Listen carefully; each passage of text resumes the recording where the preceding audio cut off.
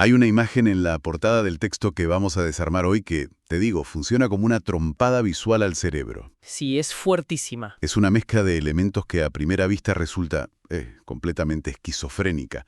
O sea, en la misma ilustración conviven una motosierra, una pila de libros clásicos de literatura, el trofeo dorado de la Copa del Mundo brillando de forma casi religiosa, digamos, Ujú. una pareja bailando tango entre sombras y coronando todo la silueta inconfundible del mapa de las Islas Malvinas. Es una provocación total. Tal cual, porque junta de prepo todo el imaginario de una nación en un solo pantallazo. Así que, bueno, bienvenidos a una nueva exploración aquí en Strategic Labs. Así es. Y para arrancar con fuerza, es el momento de invitar a quienes nos siguen a dejar su like y suscribirse al canal. Ese apoyo es la nafta que permite que en este espacio podamos seguir desarmando temas con este nivel de profundidad crítica. Tal cual. Ese respaldo de nuestra audiencia es el motor, digamos, para sostener un debate analítico riguroso. Y la portada que mencionás es, de hecho, el mapa de ruta perfecto para nuestro análisis de hoy. Claro, El libro es El poder invisible de Argentina, del investigador Matías Verne.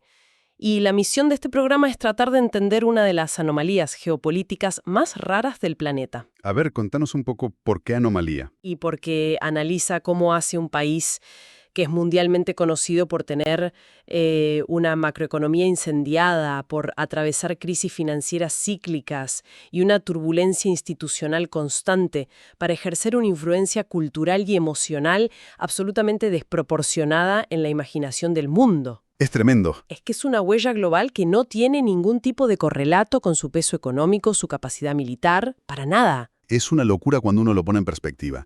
Y para poder decodificar esta anomalía, el texto arranca anclándose en un concepto que es vital limpiar de entrada, me parece. Sí, fundamental. La idea de poder blando, el famoso soft power. Exacto. Porque Verne toma la teoría original y la baja a la cruda realidad sudamericana. O sea, no estamos hablando de convencer al otro usando misiles o chequeras, ¿verdad? Claro, hay que separar los tantos ahí.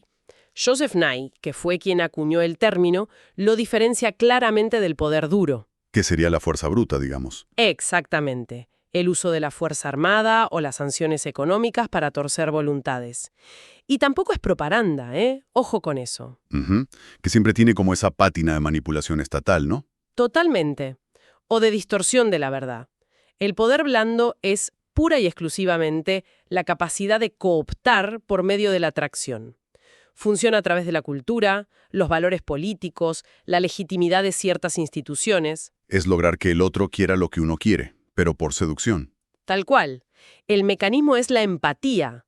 O sea, invita al otro a acercarse en lugar de empujarlo por la fuerza. Ahora, al meter este marco teórico en la trituradora de la realidad argentina, aparece lo que Verne define como la gran paradoja nacional. La gran paradoja, sí. Y esto es el núcleo del asunto para quienes nos escuchan. Hay una coexistencia brutal entre una admiración global gigantesca y un escepticismo crónico tremendo. Esa es la tesis central que atraviesa cada capítulo del libro. Porque, a ver, por un lado hay una exportación de cultura, de talento y carisma que resulta magnética. Sí, obvio. Pero en el mismo momento, esa proyección internacional choca de frente contra un muro de desconfianza. El mundo mira los defaults de deuda, la falta de previsibilidad en las reglas de juego, la volatilidad política. Y ahí es donde entra el modelo que plantea. Claro, para explicar cómo conviven ambas cosas, el libro diseña un modelo analítico que a mí, como investigadora, me parece brillante, que es la cadena de conversión del poder blando. Ese concepto me pareció la clave de todo el libro. ¿Cómo es la mecánica interna de esa cadena?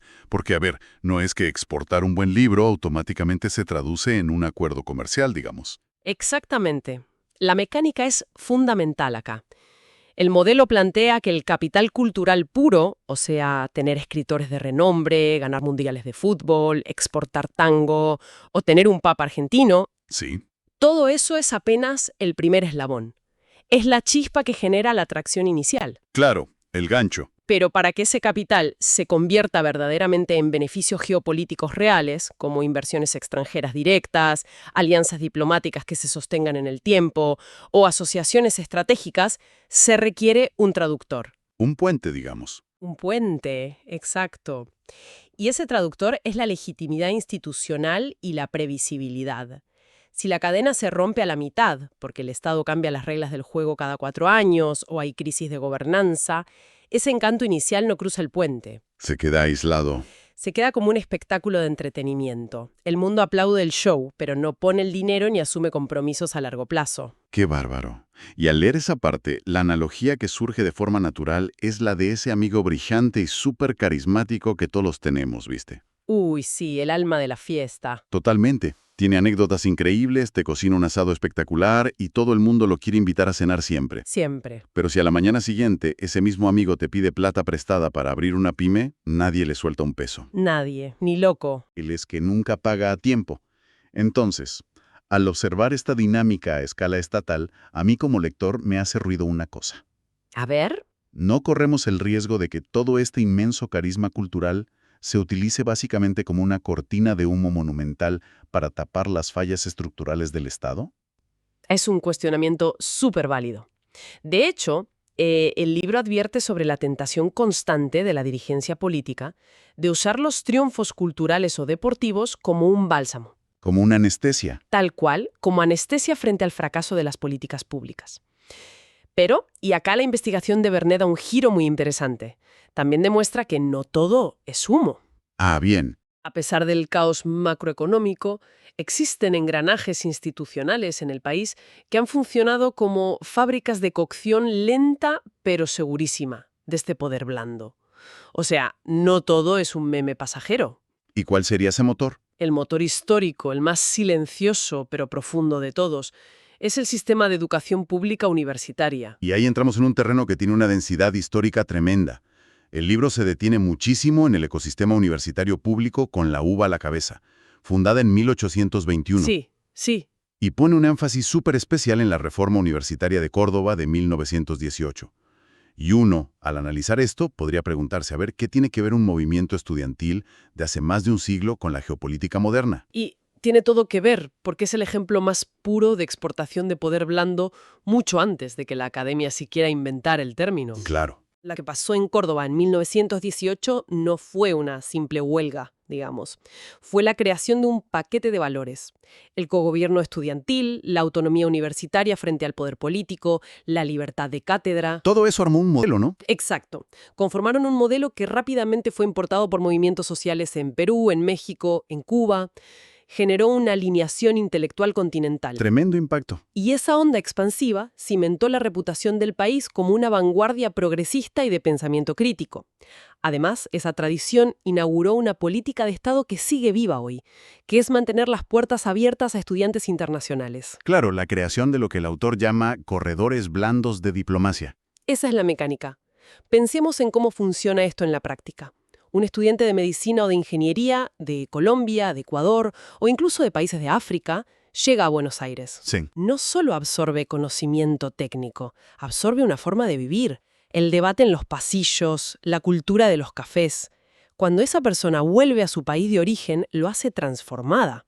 Es otra persona, totalmente. Claro, y 20 años después, quizás esa persona es ministro de Salud o de Obras Públicas en su país. Mira vos. Cuando llega el momento de firmar un convenio de cooperación o definir una política regional, ya existe un puente de empatía y confianza preestablecido hacia Argentina. Son embajadores informales vitalicios. Es fuertísimo eso. Y ni hablar de que ese mismo hervidero intelectual es el que le dio al mundo figuras como Borges, Cortázar o Leloir, proyectando esta idea del Atenas de Sudamérica. Pero acá es necesario que yo haga de abogado del diablo. A ver. Porque el análisis no puede quedarse en la romantización del pasado.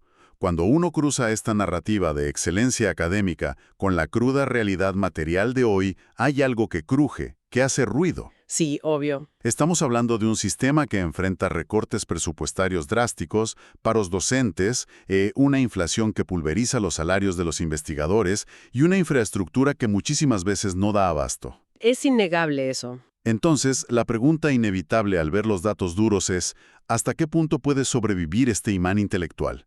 O sea, ¿es un prestigio inercial que vive de los laureles del pasado o la maquinaria sigue produciendo influencia real? Es el choque brutal entre la teoría y la restricción presupuestaria. El libro no le esquiva el bulto en esto y reconoce la vulnerabilidad extrema del ecosistema. Menos mal. Sin embargo, apunta a un fenómeno contraintuitivo. ¿A qué te refieres? A que la propia crisis genera un tipo particular de resiliencia que el estudiante extranjero muchas veces percibe como autenticidad. Ah, mira. Claro, no vienen buscando campus con campos de golf y bibliotecas de cristal. Vienen atraídos por esa capacidad casi alquímica de producir conocimiento de altísima calidad en medio de la adversidad constante. Como atarlo con alambre pero que funcione a nivel premio Nobel. ¿Algo así? Ahora bien, analíticamente, Bernes es claro. Vivir de la resiliencia es una pésima estrategia a largo plazo. Lógico. El prestigio se erosiona. El poder blando educativo necesita un piso de inversión material constante. Si no, el motor simplemente se funde, digamos. Queda clarísimo. Y, a ver, este corredor educativo forja relaciones a largo plazo. Es una inversión diplomática a 30 años. Exacto. Pero mientras los académicos tejen esas redes finas y lentas, hay otra fuerza en paralelo que es infinitamente más masiva, más visceral, y que pone la marca del país en los ojos de miles de millones de personas en tiempo real. Ujú. Y ahí es imposible no hablar de la cultura popular, y fundamentalmente del fútbol. Acá pasamos de los pasillos de la academia a lo que el libro llama la capa emocional de masas. Y el caso de estudio definitivo acá es lo ocurrido en el Mundial de Qatar 2022 con la figura de Lionel Messi. ¡Qué locura fue eso! El enfoque de Verne es fascinante porque saca el fútbol de la sección de deportes y lo analiza como un fenómeno de comunicación geopolítica de escala global.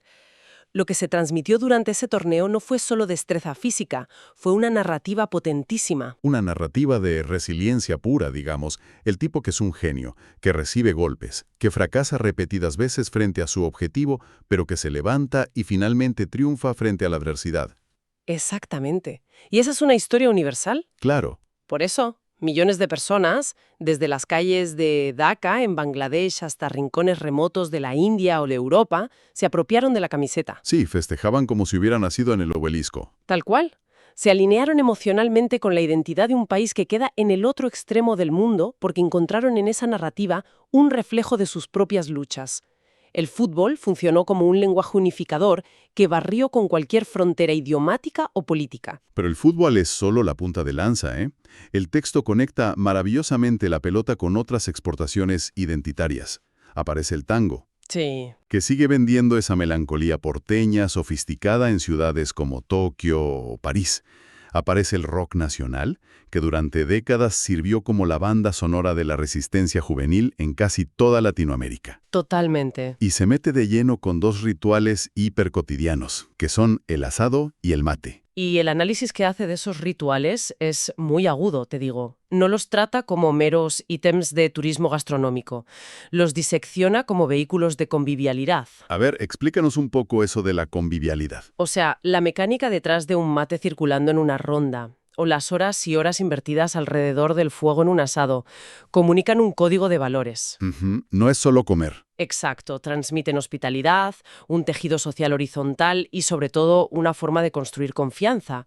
Es la exportación de un estilo de vida que valora el tiempo compartido por sobre la hiperproductividad. Qué interesante. Y acá es donde el análisis suma una variable contemporánea que funciona como un acelerador nuclear, que es el ecosistema digital. Las redes sociales, obvio. La era de TikTok, Instagram, los Reels. Así es, la globalización algorítmica agarró todo este tejido cultural y lo democratizó, digamos.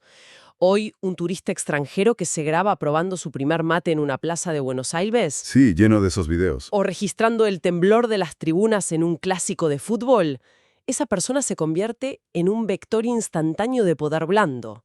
Son millones de micronarrativas que se construyen todos los días, de abajo hacia arriba, proyectando una imagen vibrante y recontrapasionada del país. Pero, y asumo que acá viene el pero clave del libro. Sí, el libro lanza una alerta roja gigantesca sobre el peligro de este ecosistema. Y ahí me gustaría retomar y ampliar un poco la analogía de antes. A ver. Al observar la velocidad y la superficialidad con la que la cultura se viraliza en estas plataformas, a mí me da toda la impresión de ser el equivalente a un pico de azúcar. Un sugar rush, digamos. Sí, totalmente. Te sube la glucosa rapidísimo, te da una inyección de energía y una visibilidad global que encandila por 24 horas. Pero no aporta ningún nutriente a largo plazo. No construye músculo estratégico. Es efímero. Claro, y el problema con los picos de azúcar es el bajón anímico que le sigue. Si la viralidad se apaga y no hay una institución sólida para capitalizar esa tensión, no corremos el riesgo de que una identidad cultural profundamente compleja quede reducida a un parque de diversiones barato para redes sociales. Es el riesgo absoluto de la mercantilización de la identidad, estoy súper de acuerdo. Si todo el andamiaje cultural se resume a un meme del argentino pasional, al estereotipo del tango y la carne asada solo para cosechar likes, el matiz desaparece. Se vacía de contenido. La profundidad se diluye por completo. Y hay otro agravante que señala el autor, ¿eh? El algoritmo es ciego. ¿A qué se refiere con ciego? A que de la misma manera y con la misma velocidad que viraliza el fanatismo en un estadio, amplifica a escala global los escándalos institucionales, los estallidos sociales o las cifras de pobreza. Claro, el algoritmo no filtra para dejar bien parado al país. Exacto, eso somete a la imagen del país a una volatilidad brutal y constante. Sin embargo, para entender si verdaderamente es posible usar toda esta profundidad cultural, narrativa y emocional en un tablero de ajedrez donde se juegan intereses duros, el libro nos ofrece un laboratorio teórico inmejorable. ¿Cuál es? El análisis de la cuestión de las Islas Malvinas. Tema denso. Y al adentrarnos en este punto, me parece vital clarificar la perspectiva para la audiencia de Strategic Labs. Sí, por favor. Al abordar la disputa por la soberanía de las Malvinas, lo estamos haciendo estrictamente a través de la lupa analítica que propone la investigación de Matías Verne. O sea, la idea no es enredarse en pasiones nacionales ni avalar posturas territoriales de un lado o del otro. Tal cual, es un análisis. Sino entender la mecánica fría de cómo se despliega el poder blando en un conflicto histórico de altísima tensión. Es un encuadre fundamental para mantener el rigor, digamos. Verne observa el caso Malvinas reconociendo, en primer lugar, una realidad insoslayable. A ver. La simetría gigantesca de poder duro. De un lado hay una potencia con arsenal nuclear, un asiento permanente en el Consejo de Seguridad de la ONU y un poderío económico global indiscutible. Y del otro lado, bueno, un país sin esos recursos. Exacto. Ante ese escenario, donde la vía militar no es una opción y la presión económica directa es imposible, la pregunta analítica que se hace el autor es ¿qué arsenal le queda a Argentina para evitar que el reclamo quede sepultado en el olvido diplomático? Claro, ¿cómo mantienes el tema vivo? Y la respuesta que encuentra el autor es el despliegue sistemático de todas las herramientas del poder blando. ¿Y cómo se traduce eso en la práctica? Porque no es que un conflicto territorial se discuta tomando mate y bailando tango. No, para nada. Entonces, ¿cuáles son los mecanismos concretos que detalla el libro ahí? El libro mapea una maquinaria de diplomacia pública muy sofisticada. Hablamos de la utilización de foros multilaterales, como el Comité de Descolonización de la ONU, donde no se argumenta desde la fuerza, sino apelando a principios jurídicos universales. El derecho internacional, digamos. Claro, la integridad territorial y el fin del colonialismo. Ese es el marco teórico formal. Pero la verdadera innovación blanda está en la diplomacia cultural. ¿Cómo funciona eso? Se fomenta la traducción de novelas argentinas sobre el conflicto para que lleguen a círculos académicos europeos. Se promueven películas, documentales y foros universitarios transatlánticos. Todo un ecosistema narrativo. Exacto. El objetivo mecánico de todo esto es humanizar el reclamo. Es lograr que la sociedad civil internacional empatice con el trauma histórico y el reclamo soberano, construyendo una presión moral que va por fuera de los pasillos formales de la Cancillería. Buscan convencer desde abajo. Tal cual. Se busca convencer a la opinión pública de terceros países para que el costo de mantener el status quo no le resulte del todo gratuito a la contraparte. En términos de imagen. Todo ese despliegue narrativo y cultural suena impecable en la teoría. Sí, pero siendo incisivos y yendo a los bifes. Me imagino por dónde vas. Hay una contradicción que el propio libro deja entrever. Si hace décadas que existe esta diplomacia pública, con escritores, académicos y embajadores trabajando este poder blando de manera tan sofisticada, la cruda realidad es que el status quo en el Atlántico Sur sigue absolutamente intacto. Es verdad. Entonces, ¿por qué la aguja de la Realpolitik no se mueve ni un milímetro? ¿Acaso este laboratorio no termina demostrando la tesis contraria? O sea que frente a un portaaviones, una base militar y el PBI de una potencia, ¿todo el poder blando y la empatía del mundo resultan completamente impotentes? Es el gran jaque mate que le plantearía a cualquier teórico del realismo político duro, y Verne lo enfrenta directamente en las conclusiones del capítulo. ¿Y qué responde? Su respuesta es que el poder blando, efectivamente, no tiene la capacidad mecánica de alterar un mapa territorial de la noche a la mañana frente a una potencia hegemónica. No sirve para eso. Claro, tiene un límite físico. Exacto. Sin embargo, su función estratégica, en este caso, es de resistencia narrativa. Al moldear las percepciones globales y humanizar el caso, logra un objetivo defensivo crucial, que es evitar que el tema se archive. Lo mantiene en el radar. Obliga a que la discusión siga viva en la agenda internacional década tras década. Pero la conclusión del autor es inflexible en este punto. La empatía pública y las victorias culturales jamás, bajo ninguna circunstancia, pueden reemplazar la fuerza de la diplomacia tradicional sostenida por una economía fuerte y disuasión material. No son variables intercambiables, digamos. Para nada. Lo cual nos trae de vuelta a la gran síntesis de este libro y nos permite cerrar un poco el círculo del análisis de hoy. Tras desarmar el poder invisible de Argentina, queda flotando esta idea central de Verne. Sí, que el poder blando es un multiplicador de fuerzas, pero nunca puede ser la base estructural de un país. Es el resumen perfecto. Funciona como un amplificador. Es de los investigadores de la universidad pública, el talento de los deportistas, el magnetismo gigantesco de la cultura popular, todo eso genera una atracción genuina. Innegable. Pero ninguna cantidad de carisma puede rellenar los baches de la mala gobernanza. Para que esa atracción, ese encanto intangible, deje de ser solo un show simpático y se transforme en influencia geopolítica dura, en tratados comerciales, en estabilidad, en capital real. Se requiere lo aburrido. Exacto. Se requiere el trabajo menos glamuroso de todos. Requiere instituciones previsibles, apego a las reglas, continuidad jurídica y una estabilización macroeconómica seria. Sin esos cimientos aburridos pero esenciales, el poder blando termina siendo un destello hermoso pero fugaz. Un diagnóstico crudo pero necesario, sin dudas. Y para cerrar nuestra exploración de hoy, yo creo que hay un pensamiento provocador que se desprende de esta lectura y que invita a mirar hacia adelante. Te escucho. Si cerramos los ojos y pensamos en el mundo que se viene, a la vuelta de la esquina nomás, un escenario hiperautomatizado dominado por la inteligencia artificial, Sí. donde las relaciones internacionales y los negocios tienden a volverse cada vez más fríos, transaccionales y distantes. En ese futuro donde lo humano parece retraerse a pasos agigantados, ¿no existe la posibilidad de que todo este inmenso capital emocional argentino, esta habilidad casi genética para tejer vínculos, para crear comunidad a través de un mate, del arte o del deporte, se convierta de repente en el recurso geopolítico más raro y codiciado del planeta? Es una visión reinteresante. Claro. Siempre bajo la misión ineludible de que logren ordenar su propia casa económica, obviamente. Pero es una ventana de oportunidad que por lo menos resulta fascinante de imaginar para quienes nos escuchan. Es una óptica excelente.